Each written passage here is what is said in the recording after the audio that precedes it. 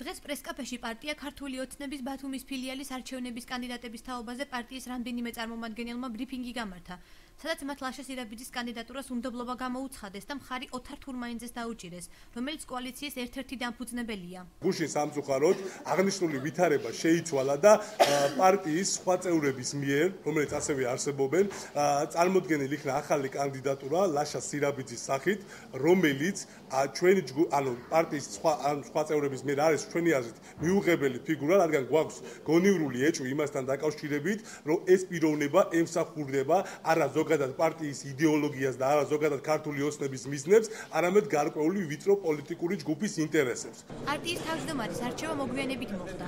შეხვედრაზე მისულმა მურმან დუმბაძემ კი აღიარა, რომ ლაშა სირაბიძე მისი კადრი იყო. თუმცა არც სირაბიძსა და არჩილ ხაბაძეს ნათესაური კავშირი უარყო. მისი განცხადებით არჩევანი მასზე იმიტომ შეაჩერა, რომ ეს უკანასკნელი პარტიის საქმიანობაში აქტიურად იყო ჩართული.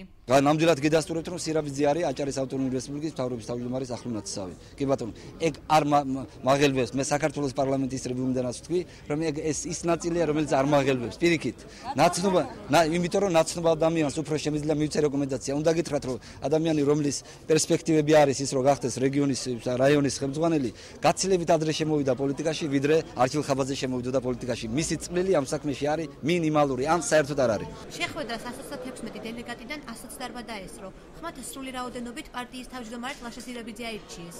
ქართული ოცნება იყოს ნამდვილად უწინავე პარტია და ყოველ შემთხვევისათვის ეს პარტია უნდა იყოს ძალიან დიდი ხნით. აქედან გამომდინარე, ყველანაირად ჩვენ ვეცდებით, რომ ადამიანები, რომლებიც იქნებიან ჩვენთან, უნდა იყოს მაქსიმალურად ყველანაირად დადებითი პიროვნებები. ლაშა სირაბიძე ხვალიდან მუშაობას ახალი სტატუსით განაგრძობს. აქამდე იგი ხელვაჩაურის სამაშველო სამსახურის უფროსის პოსტს იკავებდა. იგი 6 თვის ვადით აირჩიეს.